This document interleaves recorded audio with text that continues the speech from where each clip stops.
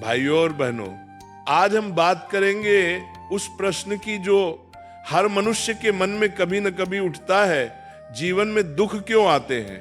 देखो, ये संसार ऐसा है जैसे एक बड़ा सा खेल का मैदान, जहां सुख और दुख दोनों ही खिलाड़ी हैं।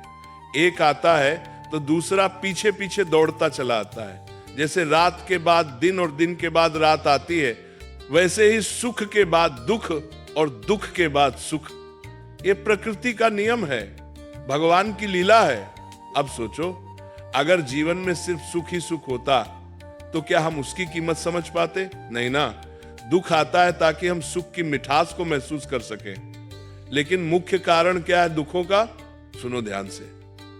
हमारे जीवन में दुख का सबसे बड़ा कारण है अज्ञान। हाँ, वह अज्ञान जो हमें इस माया के जाल में फंसाए रखता है। हम सोचते हैं कि यह शरीर, यह धन, यह परिवार, यही सब कुछ है। हम भूल जाते हैं कि हम आत्मा हैं, परमात्मा का अंश है। यह अज्ञान हमें तनाव देता है, उदासी देता है, डिप्रेशन देता है। जैसे अंधेरे में आदमी ठोकर खाता है, वैसे ही अज्ञान के अंधेरे में हम दुखों से टकराते रहते हैं। एक बार एक भक्त मेरे पास आया और बोला, महाराज, मैं तो रोज नाम जपता हूं, भजन करता हूं, फिर भी दुख क्यों आते हैं? मैंने हंसकर कहा, बेटा, दुख तो हमारे पिछले कर्मों का फल है। जैसे बीज बोया है वैसा फल मिलेगा। लेकिन नाम जप से क्या होता है? वह हमारे नए कर्मों को शुद्ध करता है, पुराने कर्मों को सहने की शक्ति देता है। दुख आते हैं ताकि हमारा मन और मजबूत हो, भक्ति और गहरी हो। भगवान अपने भक्तों को भी दुख देते हैं। क्यों?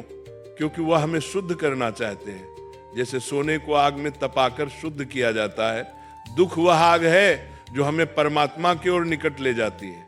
देखो, इस संसार में हर चीज का एक जोड़ा है। दिन रात, गर्मी सर्दी, जन्म मृत्यु, सुख दुख भी एक जोड़ा है। एक आएगा तो दूसरा भी आएगा। लेकिन दुख से घबराना नहीं चाहिए।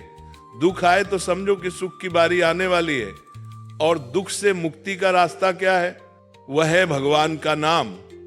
रोज भजन करो, राधा कृष्ण का स्मरण करो, गुरु की शरण में रहो। नाम जप से अज्ञान का नाश होता है, मन शांत होता है और दुख सहने की ताकत मिलती है। अगर नाम नहीं जपोगे तो जीवन भर कष्ट ही कष्ट झेलोगे। तो भाइयों, दुख को दुश्मन मत समझो। वह तो एक शिक्षक है जो हमें सिखाता है कि असली सुख परमात्मा में है, न कि इस दुनिया की क्षणभंगुर चीजों में। राधे राधे जपो, भक्ति में लीन हो जाओ और देखो कैसे दुख खुद ब खुद भाग जाते हैं। राधे राधे।